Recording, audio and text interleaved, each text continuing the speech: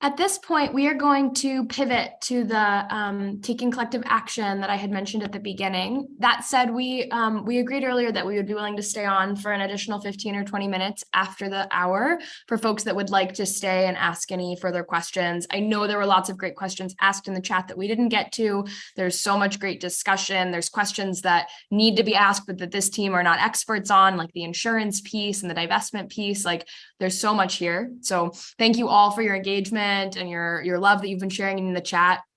One thing that I'll just say before we turn to action is that we will be sending a follow-up email to everybody who RSVP'd for today with links to both of the recordings, with follow-up resources where you can learn more about Waadookawaad Amikwag, with places that you can support them and their money with funding, with action, as well as some follow-up resources about Line 5, trying to answer some of the questions that folks had about where is Line 5 at in the permitting process, how can you take action, what's going on in Michigan and Wisconsin. So I know there was a lot moving in the chat, and we'll try to address some of those questions with a big email to everyone afterwards.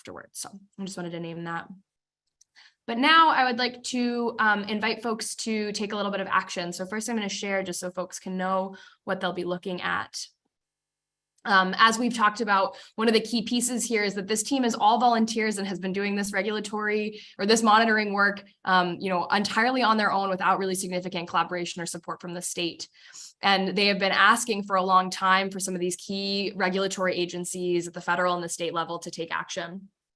And so as this event was a partnership with the Sierra Club is hosting on their website a petition that you can see here that I'm going to share around for folks to sign today, calling on federal agencies to hold Enbridge accountable for the destruction on Line 3 and to more seriously take up this monitoring and to more seriously enter into dialogue with citizen scientists, with frontline communities, with Anishinaabe communities about what work still needs to be done.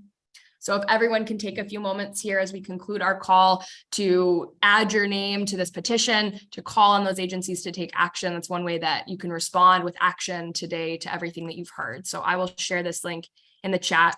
I'm going to encourage everyone to actually open it right now on their computers, take a few moments to sign.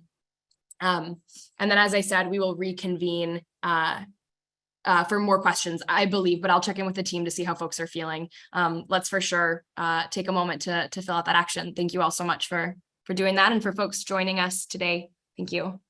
Wonderful. Thank you all again for taking time to fill this out. Again, in a few moments, if folks want to stick around, we'll turn back to answering at least a couple more questions to conclude the night, even though it's been a long day. So take another moment to fill out the petition. If folks need to leave for the evening, we understand, but we will stay on for another 15 minutes or so just to answer a couple more questions. And if folks want to share more questions in the chat, they're welcome to do so at this point.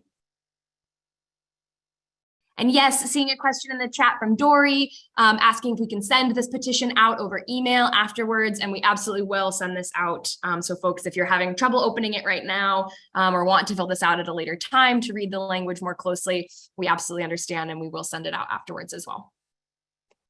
Give folks just one more minute. Looks like many people have stayed on the call, maybe for Q&A, so we will hang out for those few more moments.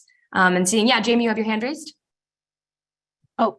Yeah, I just wanted to say, I know we said it earlier in the noon webinar, but we cannot say enough about the folks who have come before us and gotten us to this place where we are.